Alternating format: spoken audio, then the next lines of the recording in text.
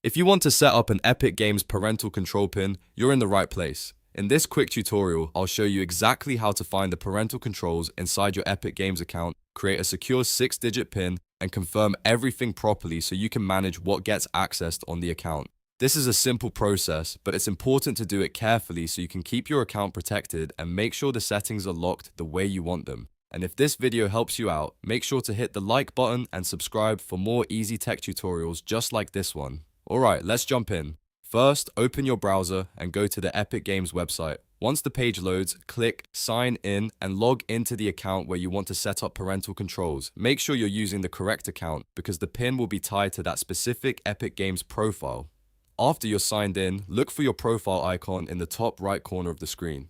Click that profile icon to open the menu and then select Account from the list of options. This will take you into your account settings, where you can manage different parts of your Epic Games profile. Now that you're inside the account area, look for the Parental Control section. This is where Epic Games keeps the settings for restricting access and adding extra protection. Click on Set up Parental Controls to begin the setup process.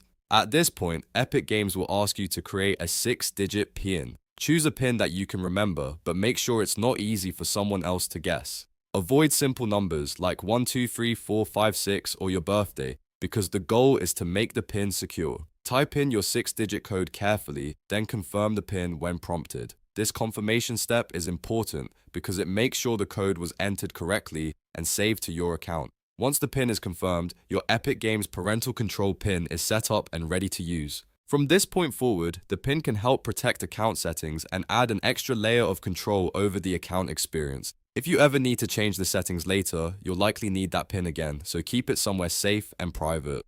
And that's all there is to it. You've now successfully set up an Epic Games parental control PIN. If this tutorial was helpful, don't forget to like the video, subscribe to the channel, and turn on notifications so you don't miss the next step-by-step guide. Thanks for watching, and I'll see you in the next one.